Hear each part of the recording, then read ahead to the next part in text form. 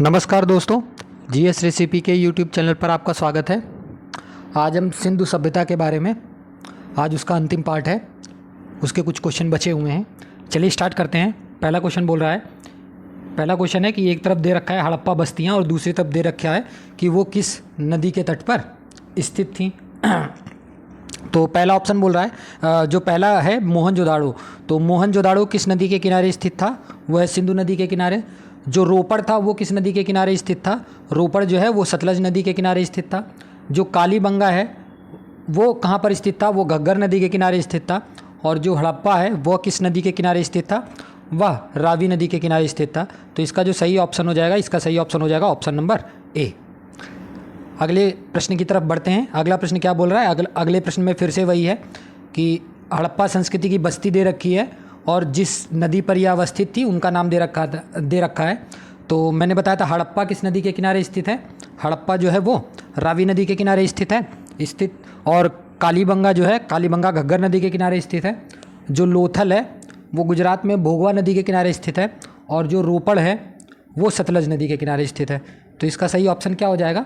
इसका सही ऑप्शन हो जाएगा option number A is the right answer. अगले प्रश्न की ओर बढ़ते हैं। अगला प्रश्न क्या बोल रहा है? अगला प्रश्न थोड़ा सा बड़ा क्वेश्चन है, ध्यान से पढ़िएगा। बोल रहा है निम्नलिखित में से कौन सा कथन सही है? पहला कथन बोल रहा है कि शिल्प तथ्यों में असाधारण एकरूपता पाई जाती है, जैसा कि मिट्टी के बर्तनों, मुहर, ईंट और तौल से सुस्पष्ट है। तो ये जो कथन है ये कथन बिल्कुल सही है। दूसरा कथन बोल रहा है बाद में हड़प्पा स्थलों में भी उसी निर्माण तकनीक को उपयोग में लिया गया जो परिपक्व हड़प्पा स्थलों में प्रयुक्त की गई थी। तो दूसरा कथन भी सही है। इसका सही ऑप्शन क्या हो जाएगा? इसका सही ऑप्शन हो जाएगा ऑप्शन नंबर सी। इसके बारे में कुछ महत्वपूर्ण तथ्य जान लेते हैं। महत्वपूर्ण तथ्य के लिए नोट करिएगा। हड़प्पा सभ्यता के जो निवासी थे वह कृषि भी जानते थे और वह पशुपालन भी जानते थे। कृषि पशुपालन जो है दोनों जानते थे। इसके अतिरिक्त वह शिल्पों के बारे में भी इनको ज्ञान था। शिल्पों के अलावा इनको उद्योग धंधों के बारे में भी ज्ञान था। किनके बारे में? उद्योग धंधों के बारे में भी ज्ञान था। ठीक है। और क्या महत्वपूर्ण तथ्य है? और यहाँ से जो है वो चौक पर मिट्टी के बर्तन बनाना यहाँ से प्राप्त हुआ है इसके तथ्य। और चौक पर खिलौने बनाना भी, मिट्टी के बर्तन बनाना, खिलौने बनाना, मुद्राओं का निर्माण करना, ये भी नोट कर लीजिएगा, मुद्राओं का निर्माण करना। उसके बाद आभूषण एवं गुड़ियों का निर्माण करना, ये सब आदि इनके प्रमुख उद्योग धंधे थे। और क्या महत्वपूर्ण तथ्य है? और महत्वपूर्ण तथ्यों में नोट करिएगा कि धातु मूर्तियों का निर्माण भी, कौन सी धातु मूर्तियों का जो निर्माण हुआ था वो एक विधि थी, मगुच्छिष्ट विधि से किसका निर्माण होता था? धातु मूर्तियों का निर्माण किया जाता था उस समय। और क्या महत्वपूर्ण तथ्य है? आग में मिट्टी की मूर्तियां टेराकोटा फिगरिन कहलाती थी। क्या कहलाती थी? टेराकोटा फिगरिन जो है यह कहलाती थी। और क्या इंपॉर्टेंट तथ्य है? और इंपॉर्टेंट तथ्य ये है कि ये चिकोटी विधि से बनाई जाती थी। ये जो टेराकोटा फिगरिन थी ये चिकोटी विधि से बनाई जाती थी। और क्या है? कांचली मिट्टी, गोमेद, चल्ट मिट्टी और सेल खड़ी की मुहरें बनती थी। सेल खड़ी की भी जो मुहरें हैं वो भी यहाँ से बनती थी। और क्या इसके बारे में महत्वपूर्ण तथ्य है? हड़प्पा के जो निवासी थे वो कपास उपजाते थे। हड़प्पा के जो निवासी थे वो कपास उपजाते थे और क्या करते थे? और उनको प्रयोग में लाते थे। और क्या महत्वपूर्ण तथ्य है? हड़प्पा वासियों को लोहे का ज्ञान नहीं था। ध्यान रखिएगा, ये क्वेश्चन पूछा जा सकता है कि हड़प्पा वासियों को लोहे का ज्ञान था, तो आपको बताना है हड़प्पा वासियों को लोहे का ज्ञान नहीं था। और क्या था यहाँ पर? चांदी, सोना, मानकीकृत ईंट का निर्माण जो है इनका प्रमुख शिल्प था। ओके। और क्या लोकप्रिय था यहाँ पर? यहाँ पर हड़प्पा की चौकोर जो है, हड़प्पा की जो चौकोर है, चौकोर मुहरें, वह सर्वाधिक लोकप्रिय थी। और क्या महत्वपूर्ण तथ्य है? हड़प्पा लिपि में लगभग 400 सांकेतिक अक्षर थे। कौन से अक्षर थे? सांकेतिक अक्षर थे तथा लिपि, मुहर और मृदभांड दोनों पर ये मिले हैं। तो इसके बारे में बहुत सारे इंपॉर्टेंट फैक्ट हो गए। तो इस वाले ऑप्शन का सही ऑप्शन क्या था? इस वाले ऑप्शन का सही ऑप्शन था ऑप्शन नंबर सी। अगले प्रश्न की ओर बढ़ते हैं। अगला प्रश्न बोल रहा है हड़प्पा सभ्यता के विषय में निम्नलिखित कथनों में से कौन सा एक सही है? तो इसका जो सही ऑप्शन है, पूरा पढ़ लीजिएगा। पहला बोल रहा है मानक हड़प्पा मुद्राएं मिट्टी की बनी थी, तो ये गलत है, चांदी और सोने की बनी भी होती थी। दूसरा कथन बोल रहा है हड़प्पा के निवासी ना तो कांस्य के विषय में जानते थे ना ही ताम्र के बारे में, तो ये भी गलत है, इन सब के बारे में ये जानते थे।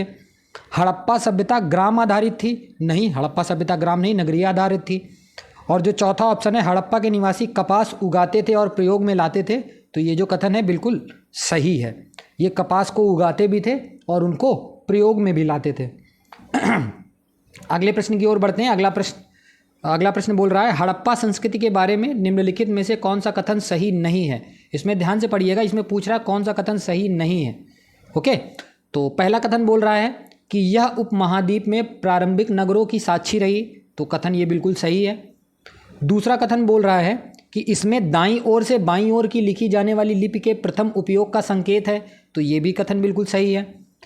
और तीसरा कथन बोल रहा है इसमें मूर्ति बनाने की कला के एक माध्यम के रूप में लौह के सबसे आरंभिक ज्ञात उपयोग का प्रमाण है। तो मैंने बताया था ये पूछा जाएगा, किसी भी तरीके से घुमा फिरा के ये क्वेश्चन पूछा जाता है कि हड़प्पा सभ्यता के लोग क्या लौह के बारे में, लोहे के बारे में जानते थे? तो आपको बताना है लोहे के बारे में वो नहीं जानते थे, तो ये कथन हो जाएगा गलत। और क्वेश्चन के अकॉर्डिंग ये जो ऑप्शन है ये हो जाएगा सही। लास्ट ऑप्शन पढ़ लीजिएगा। लास्ट ऑप्शन बोल रहा है इसमें मूर्ति बनाने की कला के एक माध्यम के रूप में पत्थर के सबसे आरंभिक ज्ञात उपयोग का प्रमाण मिलता है, तो ये भी कथन सही है। तो क्वेश्चन के हिसाब से कौन सा क्वेश्चन सही है, कौन सा ऑप्शन सही है? क्वेश्चन के हिसाब से option number C is the right answer. अगले प्रश्न की ओर बढ़ते हैं। अगला प्रश्न क्या बोल रहा है? अगला प्रश्न है निम्नलिखित में से कौन से हड़प्पा सभ्यता के सर्वाधिक विशिष्ट शिल्प हैं? विशिष्ट शिल्प कौन कौन से हैं? तो स्टीएटाइट स्टील जो है, सील जो है ये हाँ विशिष्ट था उस समय के मान में। मानकीकृत अनुपात कीट, ये भी मैंने बताया था, ये भी था। क्या स्वर्ण कंगन जो है वो बहुत सर्वाधिक विशिष्ट शिल्प है? नहीं, ये विशिष्ट ज़्यादा नहीं था। और जो रजत चांदी की पीकदान है वो भी क्या सर्वाधिक प्रचलित थी? नहीं, ये भी नहीं थी। तो ऑप्शन कौन सा सही हो जाएगा? ऑप्शन 1 और 2 ऑप्शन केवल सही होगा। तो ऑप्शन कौन सा? Option B is the right answer. Okay, next question की ओर बढ़ते हैं। नेक्स्ट क्वेश्चन बोल रहा है हड़प्पा लिपि के बारे में निम्नलिखित कथनों में से कौन सा एक कथन नहीं है? ठीक है, इसमें फिर से ध्यान से पढ़िएगा, ये पूछ रहा है नहीं है। तो पहला कथन है कि इनमें लगभग 400 सांकेतिक चिन्ह हैं, तो मैंने बताया था लगभग 400 सांकेतिक चिन्ह के बारे में पता चला है। या दाईं से बाईं ओर लिखी गई थी, तो ये भी कथन बिल्कुल सही है, ये दाईं से बाईं ओर लिखी गई थी। तीसरा कथन बोल रहा है इसे अस्थि शलाकाओं और आभूषणों पर पाया गया है, नहीं, ये मृदबांडों पर भी पाया गया है भाई। और चौथा कथन है कि यह मेहुला के लोगों से संबंधित है, तो ये कथन भी बिल्कुल सही है। तो क्वेश्चन के अकॉर्डिंग कौन सा ऑप्शन सही है? क्वेश्चन के according option number C is the right answer. अगले प्रश्न की ओर बढ़ते हैं। अगला प्रश्न बोल रहा है मुहरों के अतिरिक्त हड़प्पा सभ्यता की लिपि के नमूने कहाँ पर प्राप्त हुए हैं? तो मुहरों के अतिरिक्त जो हड़प्पा सभ्यता की जो लिपि के नमूने प्राप्त हुए हैं, मैंने बताया था वो मृद भांडों पर भी प्राप्त हुए हैं। अगले प्रश्न की ओर बढ़ते हैं। अगला प्रश्न है हड़प्पा संस्कृति में किस प्रकार की मुहरें सर्वाधिक लोकप्रिय थी? तो मैंने बताया था चौकोर मुहरें जो थीं वो सर्वाधिक लोकप्रिय थी, तो option D is the right answer. अगले प्रश्न की ओर चलते हैं। अगला प्रश्न बोल रहा है, अगला प्रश्न में फिर से 2 सूचियां दे रखी हैं। पहली सूची में हड़प्पा संस्कृति के स्थानों से प्राप्त वस्तुएं दे रखी हैं, और दूसरे सूची में संभव स्रोत दे रखे हैं कि कहाँ वो कौन से स्रोत से प्राप्त है, कौन सी साइट से प्राप्त हुए हैं। तो तांबा जो प्राप्त हुआ है वो राजस्थान से प्राप्त हुआ है। जो शंख प्राप्त हुआ है वो कच्छ के ज़िले से प्राप्त हुआ है। जो लाजवर्ड मणि जो है वह दक्कन से प्राप्त हुआ है, और जो गोल्ड है मतलब स्वर्ण जो है वह अफ़गानिस्तान से प्राप्त हुआ है। तो इसका जो सही ऑप्शन क्या हो जाएगा? इसका सही ऑप्शन हो जाएगा option number D is the right answer. कुछ महत्वपूर्ण तथ्य जान लीजिए। ये जो तांबा था ना, तांबा, ये जो मैंने बताया पहले में, तांबा जो था वो राजस्थान में तो पाया गया, राजस्थान में कहाँ से आयात किया जाता, ये कहाँ से आयात किया जाता था? राजस्थान के एक खान है राजस्थान में जिसका नाम है खेतड़ी खान। जिसका नाम क्या है? जिसका नाम है खेतड़ी खान, या खेतड़ी खान से आयात किया जाता था। और जो दूसरे नंबर पे ये जो शंख दे रखा है, शंख जो है वो कच्छ से मिला है, ये तो सही है। जो लाजवर्ड मणि है ये अफगानिस्तान, लाजवर्ड मणि जो है स्वर्ण जो है, सॉरी उल्टा बता दिया मैंने, ऑप्शन इसका गलत बता दिया है, फिर से देख लीजिएगा, 1 मिनट, हाँ फिर से देख लीजिएगा। तांबा जो है, तांबा राजस्थान से है, ये बिल्कुल सही है। शंख जो है ये कच्छ से है, ये भी बिल्कुल सही है। जो लाजवर्ड मणि है ना, ये अफगानिस्तान से प्राप्त हुआ है, और जो स्वर्ण है वह दक्कन से प्राप्त हुआ है। तो मैंने बताया था जो तांबा है राजस्थान से कहाँ से प्राप्त हुआ है? राजस्थान के खेतड़ी खान से प्राप्त हुआ है, राजस्थान के खेतड़ी खान से प्राप्त हुआ है। जो शंख है वो कच्छ से प्राप्त हुआ है, ये तो सही है। जो लाजवर्ड मणि है वह अफगानिस्तान में एक क्षेत्र है जिसका नाम है बदख्यां क्षेत्र। बदख्यां क्षेत्र जो है वहाँ से ये आयात किया जाता था, ठीक है। और जो स्वर्ण है वो दक्षिण भारत से आता था। कुछ महत्वपूर्ण तथ्य और जान लीजिए। कुछ महत्वपूर्ण तथ्य ये हैं कि सिंधु सभ्यता का जो व्यापार है वह मुख्यतः कहाँ कहाँ से होता था? सिंधु सभ्यता का जो व्यापार है मुख्यतः वह ईरान से होता था, ईरान से होता था। ईरान के बाद इराक से भी होता था, इराक के बाद अफगानिस्तान से भी होता था, अफगानिस्तान के बाद राजस्थान आदि स्थानों से होता था। और क्या महत्वपूर्ण तथ्य हैं? और महत्वपूर्ण तथ्य ये है कि सिंधु सभ्यता के मापन के लिए 16 का गुणज भार का उपयोग किया जाता था। किसका?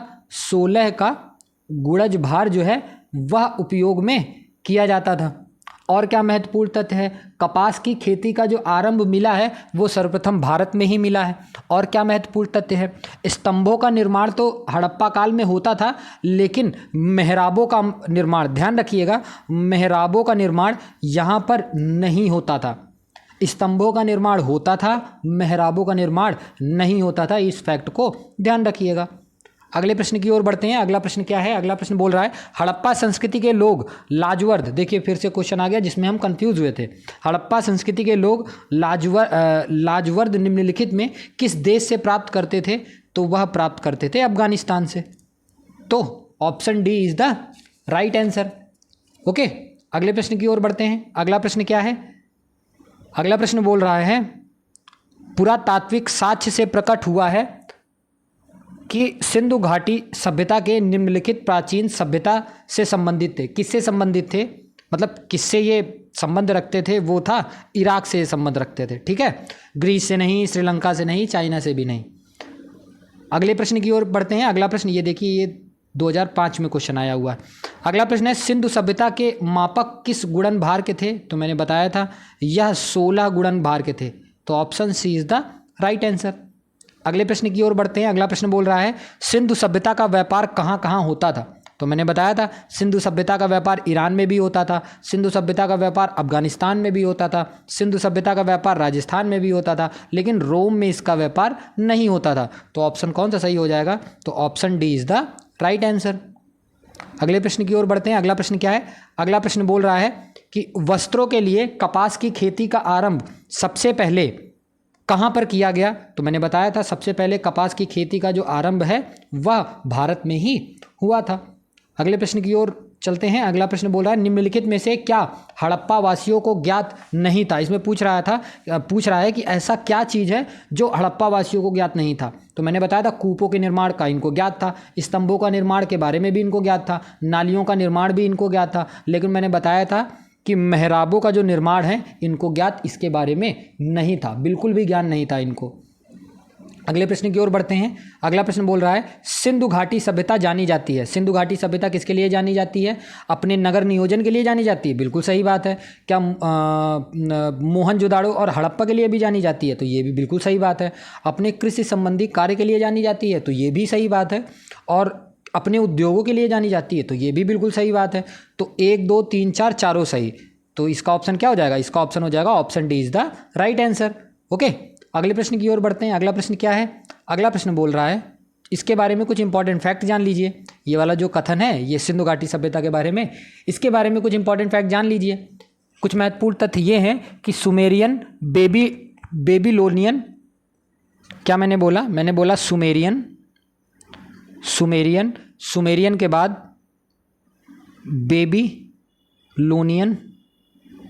बेबीलोनियन तथा मिस्र की सभ्यताओं की समकालीन सिंधु सभ्यता जो थी वो अपने नगर नियोजन एवं जल निकास प्रणाली के लिए विख्यात थी।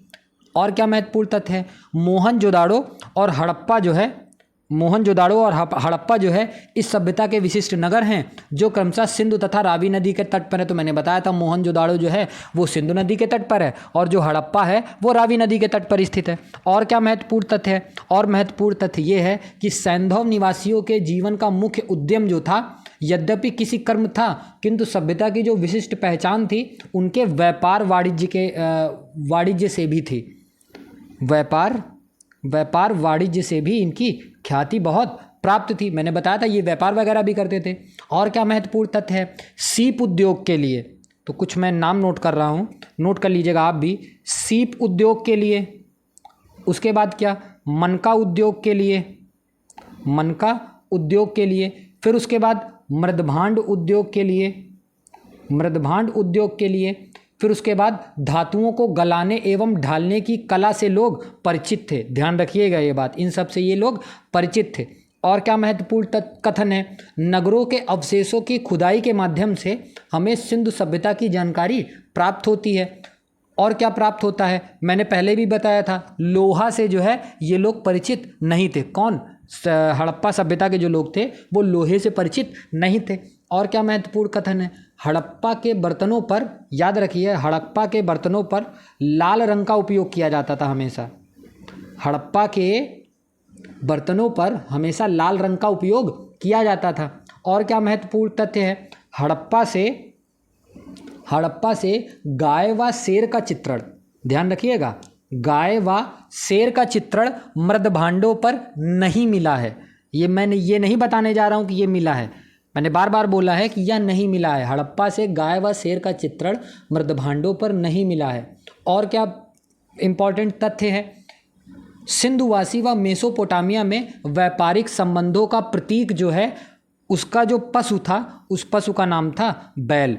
अगर ये क्वेश्चन पूछ लिया जाए कि सिंधुवासी व मेसोपोटामिया में व्यापारिक संबंधों का प्रतीक क्या था, तो आप बताओगे तो उनका जो व्यापारिक संबंधों का जो प्रतीक था वह बैल पशु था। ओके, चलिए अगले प्रश्न की ओर बढ़ते हैं। अगला प्रश्न क्या बोल रहा है? अगला प्रश्न है, सिंधु घाटी की सभ्यता को जानने का मूल स्रोत है वह कहाँ से पाई गई है? तो मैंने बताया था वह नगर के अवशेषों से पाई गई है।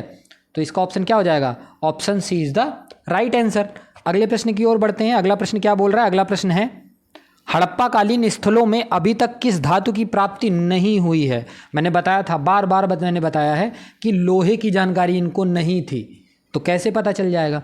ओके, अगले प्रश्न की ओर चलते हैं। अगला प्रश्न बोल रहा है, हड़प्पा में मिट्टी के बर्तनों पर सामान्यतः किस रंग का उपयोग होता था? तो मैंने बताया था उनके बर्तनों पर लाल रंग का उपयोग किया जाता था। किसका? लाल रंग का उपयोग किया जाता था। ओके, अगले प्रश्न की ओर बढ़ते हैं। अगला प्रश्न क्या है? अगला प्रश्न बोल रहा है, निम्नलिखित पशुओं में से किस एक का हड़प्पा संस्कृति में मिली मुहरों और टेराकोटा कलाकृतियों में निरूपण नहीं हुआ है? तो वह कौन है? वह है गाय। कौन है? वह है गाय। ओके, नहीं इसमें पूछा, ध्यान रखिएगा। अगले प्रश्न की ओर बढ़ते हैं। अगला प्रश्न क्या बोल रहा है? अगला प्रश्न बोल रहा है कि निम्न में से किस पशु की आकृति जो मुहर पर मिली है जिससे ज्ञात होता है कि सिंधु घाटी एवं मेसोपोटामिया के मध्य व्यापारिक संबंध थे? तो मैंने बताया था वह कौन था? वह था बैल। वह कौन था? वह था बैल। अगले प्रश्न की ओर बढ़ते हैं। अगला प्रश्न क्या बोल रहा है? अगला प्रश्न है, किस पशु के अवशेष सिंधु घाटी सभ्यता से प्राप्त नहीं हुए हैं? ध्यान रखिएगा, मैंने बताया था गाय व शेर का जो चित्रण है वह मृदभांडों पर नहीं मिला था। तो कौन सा ऑप्शन सही हो जाएगा? तो option A is the right answer. अगले प्रश्न की ओर बढ़ते हैं। अगला प्रश्न क्या बोल रहा है? अगला प्रश्न है, फिर से सूची दे रखा है, पहली सूची और दूसरी सूची। पहली सूची में दे रखा है हड़प्पी स्थल और दूसरी सूची में दे रखा है कि वहाँ से कौन कौन से प्रोडक्ट मिले हुए हैं। ठीक है, बनावली से बादाम मिला हुआ है, ये बिल्कुल सही मैच कर रहा है। हुलास से गोधूम या गेहूँ मिला हुआ है, तो ये भी बिल्कुल सही है।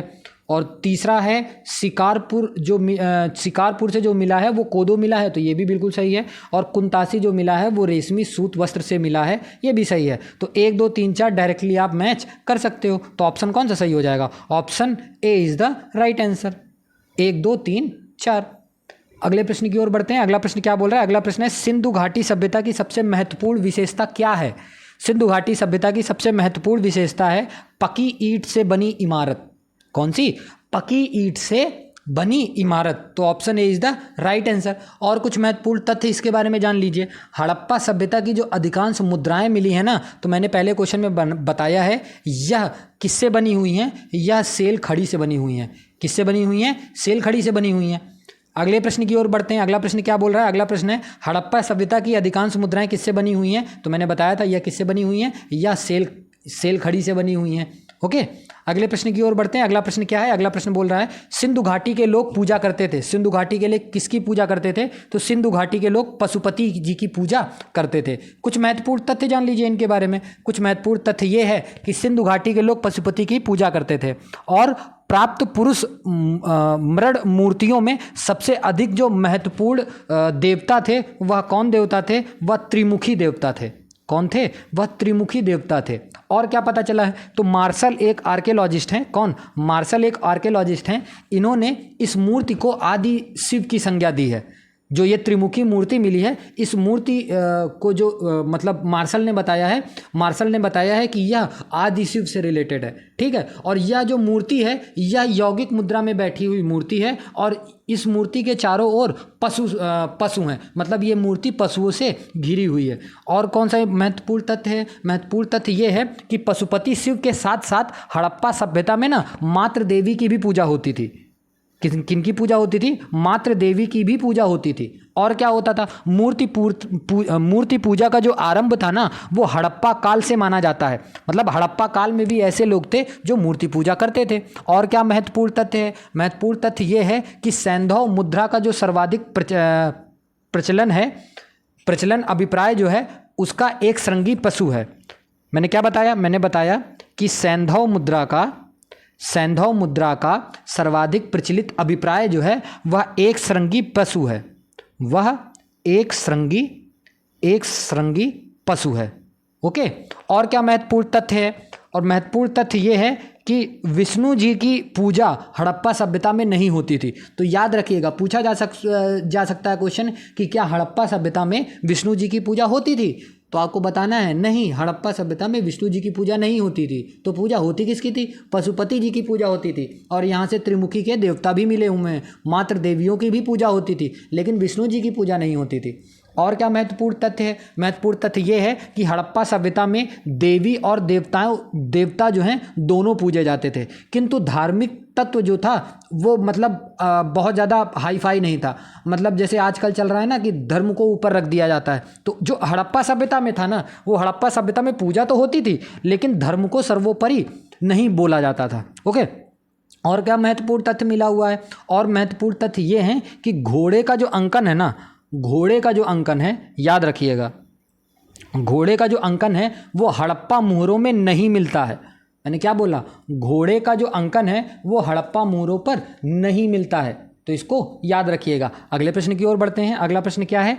अगला प्रश्न बोल रहा है, तो इसका जो सही आंसर था, इसका सही आंसर था आंसर नंबर ए, पशुपति जी की पूजा करते थे।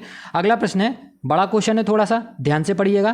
क्वेश्चन है सिंधु घाटी सभ्यता के संदर्भ में निम्नलिखित कथनों पर विचार कीजिए। 2 कथन दिए गए हैं, उनके बारे में आपको बताना है। पहला कथन है यह प्रमुखतः लौकिक सभ्यता थी तथा उसमें धार्मिक तत्व यद्यपि उपस्थित था, वर्चस्वशाली नहीं था। तो मैंने बताया था ये कथन बिल्कुल सही है, धर्म था तो लेकिन वो वर्चस्वशाली नहीं था। अगला कथन बोल रहा है उस काल में भारत में कपास से वस्त्र बनाए जाते थे। तो यह कथन भी बिल्कुल सही है। तो कथन दोनों सही है। तो इसका ऑप्शन क्या हो जाएगा? इसका ऑप्शन हो जाएगा option number C, both 1 and 2 are correct. Option C is the right answer. अगले प्रश्न की ओर बढ़ते हैं। अगला प्रश्न क्या है? अगला प्रश्न भी काफी बड़ा क्वेश्चन है, ध्यान से पढ़िएगा। क्वेश्चन बोल रहा है कि निम्नलिखित में से कौन सा लक्षण सिंधु सभ्यता के लोगों का सही चित्रण करता है? तो पहला कथन है उनके विशाल महल और मंदिर होते थे, तो यह कथन बिल्कुल गलत है। जब ज़्यादा वर्चस्वशाली ही नहीं था धर्म, तो मंदिर और महल, विशाल महल कहाँ से मिलेंगे। और दूसरा कथन बोल रहा है वे देवियों और देवताओं दोनों की पूजा करते थे, तो हाँ बिल्कुल सही बात ये है, ठीक है। और तीसरा कथन बोल रहा है वे युद्ध में घोड़ों द्वारा खींचे गए रथों का प्रयोग करते थे, तो मैंने बताया घोड़े का जब साची ही नहीं मिला है तो घोड़ों का प्रयोग कैसे हो जाएगा। तो तीसरा कथन जो है वो गलत है। तो ऑप्शन कौन सा सही हो जाएगा, केवल option only 2 is the right answer, मतलब option B is the right answer. Okay, अगले प्रश्न की ओर बढ़ते हैं। अगला प्रश्न क्या है, अगला प्रश्न है निम्नलिखित में से किसकी पूजा हड़प्पा संस्कृति में नहीं होती थी। तो मैंने बताया था शिव जी की पूजा होती थी, पीपल की भी पूजा होती थी, मातृ देवी जी की भी पूजा होती थी, लेकिन विष्णु जी की जो है वो पूजा नहीं होती थी। ओके, अगले प्रश्न की ओर बढ़ते हैं। अगला प्रश्न क्या है, अगला प्रश्न बोल रहा है सैंधव मुद्राओं का सर्वाधिक प्रचलित जो है अभिप्राय, सर्वाधिक प्रचलित अभिप्राय निम्न में से कौन सा है। तो सर्वाधिक जो प्रचलित अभिप्राय है वह मैंने बताया था, वह कौन सा है, वह एक श्रृंगी पशु है। तो इसका सही आंसर क्या हो जाएगा, इसका सही आंसर हो जाएगा option number D is the right answer. अगले प्रश्न की ओर बढ़ते हैं। अगला प्रश्न क्या है, अगला प्रश्न बोल रहा है मूर्ति पूजा का आरंभ कब से माना जाता है। तो मैंने बताया था मूर्ति पूजा का जो आरंभ है वो पूर्व आर्यकाल माना जाता है, तो option A is the right answer. अगले प्रश्न की ओर बढ़ते हैं। अगला प्रश्न क्या बोल रहा है, अगला प्रश्न है सिंधु घाटी के लोग विश्वास करते थे, सिंधु घाटी के लोग किसमें विश्वास करते थे, वो मात्र शक्ति में विश्वास करते थे, ठीक है। तो option D is the right answer. अगले प्रश्न की ओर बढ़ते हैं। अगला प्रश्न क्या है, अगला प्रश्न बोल रहा है निम्नलिखित में से किस पशु का अंकन हड़प्पा संस्कृति की मुहरों पर नहीं मिलता है। ध्यान से देखिएगा, नहीं मिलता है। तो मैंने बताया था घोड़ों के बारे में यहाँ पर थोड़ी ना मिला है, तो option B is the right answer, sorry option C is the right answer. Okay, अगले प्रश्न की ओर बढ़ते हैं। अगला प्रश्न क्या बोल रहा है, अगला प्रश्न है सैंधव सभ्यता के पतन के कारणों में सबसे महत्वपूर्ण कारण कौन था। जो सबसे महत्वपूर्ण कारण था वो है ऑप्शन नंबर डी, नदियों के प्रवाह में परिवर्तन हुआ, इसलिए सैंधव सभ्यता के पतन को माना जाता है। तो option D is the right answer. इसके बारे में कुछ महत्वपूर्ण तथ्य जान लीजिए। इसके बारे में महत्वपूर्ण तथ्य यह है कि हड़प्पा सभ्यता के पतन का जो सबसे महत्वपूर्ण कारण माना जाता है वो नदियों के प्रवाह में परिवर्तन को माना जाता है, ठीक है। लेकिन इसके एक तरफ बाढ़ की मारक क्षमता को बढ़ाया तो दूसरी तरफ इससे कई पर्यावरणीय समस्याएं भी उत्पन्न हुई। हालांकि जो व्हीलर हैं, व्हीलर जो मैंने बताया था ना, आर्कियोलॉजिस्ट जो हैं, जो व्हीलर हैं, वो जो विद्वान हैं, इन्होंने इंद्र मतलब आर्यों के आक्रमण को हड़प्पा संस्कृति के पतन का दोषी माना है। किंतु यह कथन जो इन्होंने बताया था ना, यह बिल्कुल छीड़तम कारणों में से एक है, ज़्यादा सही बैठता नहीं है, ठीक है। और महत्वपूर्ण तथ्य ये है कि चोलिस्तान सहित अधिकांश जगहों की पूर्ण विकसित हड़प्पा सभ्यता का 1800 ईसा पूर्व में 1800 ईसा पूर्व के बाद उनका पतन हो गया था, ठीक है। तो इनको याद रखिएगा। तो इसका ऑप्शन कौन सा सही हो जाएगा, इसका ऑप्शन नंबर डी सही होगा। अगले प्रश्न की ओर बढ़ते हैं। अगला प्रश्न बोल रहा है हड़प्पा संस्कृति के ह्रास के लिए विभिन्न कारण सुझाए गए हैं, नीचे दिए गए कारणों पर विचार कीजिए और उनमें से छीड़तम मतलब सबसे जो बेकार कारण है वो बताइए। आप ज़्यादा मतलब सही लगता नहीं है वो वाला कारण बताना है। तो चारों कथन को आप पढ़िए। पहला कथन बोल रहा है लगातार प्राकृतिक बाढ़ से बाढ़ आने की घटनाएं होती रहीं, कथन बिल्कुल सही, मतलब ये सही लग रहा है। दूसरा कथन है कि मृदा में लवणता की वृद्धि से उर्वरता घटती गई, तो ये भी एक कथन माना जा सकता है। तीसरा बोल रहा है भूकंप के कारण सिंधु के मार्ग में परिवर्तन हुआ जिससे मतलब आप्लावन हुआ, ठीक है। तो ये भी कथन बिल्कुल सही लग रहा है। और तीसरा जो कथन बोल रहा है कि आर्यों ने आक्रमण कर हड़प्पा संस्कृति को नष्ट कर दिया, तो ये जो कथन बोला था ये किन्होंने बोला था, एक आर्कियोलॉजिस्ट हैं व्हीलर, उन्होंने बताया था, लेकिन यह सबसे छीड़तम कारणों में से एक माना जा सकता है, ठीक है। तो इसमें पूछा था कौन सा अच्छा इंगित करता है, तो वह कौन सा हो जाएगा, option D is the right answer. Okay, अगले प्रश्न की ओर बढ़ते हैं। अगला प्रश्न क्या बोल रहा है, अगला प्रश्न बोल रहा है कि निम्नलिखित में से किस कालखंड के दौरान चोलिस्तान क्षेत्र में स्थित अधिकांश पूर्ण विकसित हड़प्पा स्थलों का परित्याग कर दिया गया था। तो मैंने बताया था ये कब हुआ था, यह लगभग 1800 ईसा पूर्व के आसपास हुआ था। तो इसका सही ऑप्शन क्या हो जाएगा, इसका सही ऑप्शन हो जाएगा option number C is the right answer. अगले प्रश्न की ओर बढ़ते हैं। अगला प्रश्न क्या है, अगला प्रश्न बोल रहा है निम्नलिखित में से किसने हड़प्पा संस्कृति के विघटन के लिए इंद्र को उत्तरदायी माना है। वह कौन थे, मैंने बताया था आर्कियोलॉजिस्ट थे, व्हीलर, बहुत फेमस हैं ये, ठीक है। तो इसका ऑप्शन क्या हो जाएगा, option B is the right answer. अगले प्रश्न की ओर बढ़ते हैं। अगला प्रश्न बोल रहा है सिंधु घाटी संस्कृति वैदिक सभ्यता से भिन्न थी, वैदिक सभ्यता से भिन्न थी, इसका क्या कारण था। क्योंकि क्योंकि नीचे 4 कथन दिए गए हैं, क्योंकि इसके पास विकसित शहरी जीवन की सुविधा थी। तो ये कथन जो है सही लग रहा है हमें। दूसरा कथन बोल रहा है इसके पास चित्रलेखीय लिपि थी, तो ये भी कथन सही है। तीसरा बोल रहा है इसके पास लोहे और रक्षा यंत्रों के ज्ञान का अभाव था, तो हाँ मैंने बताया था लोहे का अभाव था। और चौथा बोल रहा है उपरोक्त सभी, हाँ तो उपरोक्त सभी सही होंगे, सभी तो सही ऑप्शन लग रहे हैं। ओके, कुछ महत्वपूर्ण तथ्य जान लीजिए। सिंधु घाटी की जो सभ्यता है वह वैदिक सभ्यता से भिन्न थी, क्योंकि इसके पास विकसित नगरीय जीवन की सुविधाएं थी, इनके पास चित्रलेखीय लिपि भी थी, इनके पास लोहे और रक्षा शस्त्रों के ज्ञान का अभाव था। इसी कारण से सिंधु घाटी सभ्यता भारत की प्रथम नगरीय सभ्यता भी मानी जाती है, जबकि जो वैदिक सभ्यता थी, वैदिक सभ्यता को ग्रामीण सभ्यता मानी जाती थी, ग्रामीण सभ्यता मानी जाती थी। ओके, चलो आज के अंतिम प्रश्न के ऊपर चलते हैं। अंतिम प्रश्न क्या बोल रहा है, क्वेश्चन थोड़ा बड़ा है, ध्यान से पढ़िएगा। क्वेश्चन बोल रहा है ऋग्वेद कालीन आर्यों और सिंधु घाटी के लोगों की संस्कृति के बीच अंतर के संबंध में निम्नलिखित कथनों में से कौन सा सही है। ठीक है, तो पहला कथन बोल रहा है कि ऋग्वैदिक कालीन आर्य कवच और शिरस्त्रागार मतलब हेलमेट का उपयोग करते थे, जबकि सिंधु घाटी सभ्यता के लोगों में इनके उपयोग का कोई साक्ष्य नहीं मिला है। तो ये कथन जो है ये सही लग रहा है। दूसरा कथन बोल रहा है ऋग्वेद कालीन आर्यों को स्वर्ण, चांदी और ताम्र का ज्ञान था, जबकि सिंधु घाटी के लोगों को केवल ताम्र और लोहे का ज्ञान था। तो ये भाई कथन गलत बोल रहा है, ये कथन जो गलत बोल रहा है, लोहे का कहाँ ज्ञान था उनको, ताम्र का ज्ञान था। ठीक है, तीसरा कथन बोल रहा है ऋग्वेद कालीन आर्यों ने घोड़ों को पालतू बना लिया था, जबकि इस बात का कोई साक्ष्य नहीं है कि सिंधु घाटी के लोग इस पशु को जानते थे। ये कथन भी बिल्कुल सही बात है, ये कथन भी बिल्कुल गलत है। तो इसका सही ऑप्शन क्या हो जाएगा, इसका सही ऑप्शन हो जाएगा केवल ए। तो आंसर में क्या हो जाएगा, only 1 is the correct answer, मतलब option A is the correct answer. Okay, तो ये जो सीरीज चल रही है कैसी लग रही है आपको, प्लीज़ कमेंट सेक्शन में लिख के बताइए। और अगर कुछ सुधार की आवश्यकता है तो आप कमेंट सेक्शन में बता सकते हैं। प्लीज़ लोगों के साथ वीडियो को शेयर करिए और चैनल को सब्सक्राइब करिए। धन्यवाद।